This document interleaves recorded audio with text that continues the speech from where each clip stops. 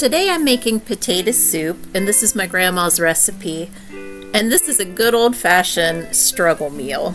A struggle meal is something that is cheap to make, easy to make, doesn't have a lot of ingredients, and it's stuff that you can easily find. And I tell you, Grandma knew something about struggle. Grandma was born in Southeastern Ohio in 1912. She lived through the Depression. She lived through World War I, World War II rationing, and she raised 10 kids, and I can tell you they barely scraped by. So I hope you enjoy this, and it's not fancy, it's not meant to be fancy, it's meant to be comforting and filling. Now with this recipe, you just use what you have on hand. It's not an exact recipe, it's literally just using up what's in the pantry. I used a medium-sized yellow onion. You can use a white onion, you can use whatever kind of onion you have. Your onion's smaller, your onion's bigger, it doesn't matter, just use what you got. I used 2 stalks of celery for this. They ended up being very large, so I ended up with more than I usually would put in, but that's okay, we're going with it. One of Grandma's secrets was using the leaves from the celery. There's a lot of flavor in those leaves, don't throw them out. Usually I put in 2 large carrots, but these carrots were small, so I ended up with about 1.25 cups of chopped carrots when I was done. What inspired this soup was I had some potatoes that were getting kind of soft and needed used up. Normally I use anywhere from 2 to 4 potatoes. It's just literally whatever you have. Less potatoes, it's a thinner soup, but still tastes good, still feeds people. I used my largest stock pot and I put about 10 cups of good old-fashioned tap water in. Add salt and pepper to taste. Remember, you can always add more salt. You can't take salt out.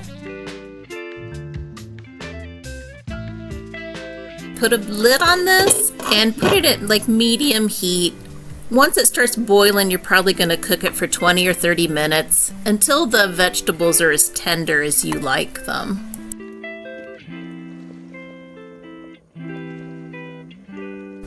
Turn the heat down to low, and then we're going to add some butter. I used about 1.5 tablespoons, and I actually went back and added a little bit more later. You can use vegan butter or margarine, whatever you have. Put that in the pot and let that melt. All right, let's talk about milk. We do put a little bit of milk in this. At the end, just to give it some creaminess, there's not a lot of milk in it the way Grandma made it. There was just more or less a splash, so I would figure about 1 cup or so of milk. So I don't normally have milk in my refrigerator, we just don't drink it. So I do usually have this evaporated milk around. So I've got a couple small cans of that, so I'm just going to put in, so it'll end up being about 10 ounces, so a little more than 1 cup. You can use regular milk. You can use powdered milk. That works just as well. You might have to add just a little bit more water, but not much. If you wanted to make this vegan, you could use a milk alternative. Obviously, you're not going to want to use a sweetened one.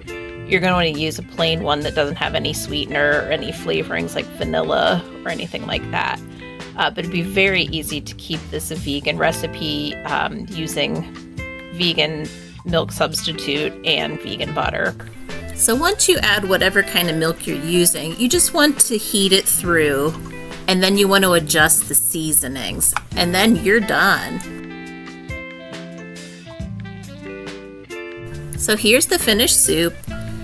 Now I know a lot of times you order potato soup at a restaurant, they're putting bacon, they're putting cheese. We didn't put anything in it. We ate it straight like this. If anything, we maybe had some plain saltine crackers with it. So again, it's not fancy, it's comfort food, it will make you feel warm, it'll fill up your belly, and that's what this is all about.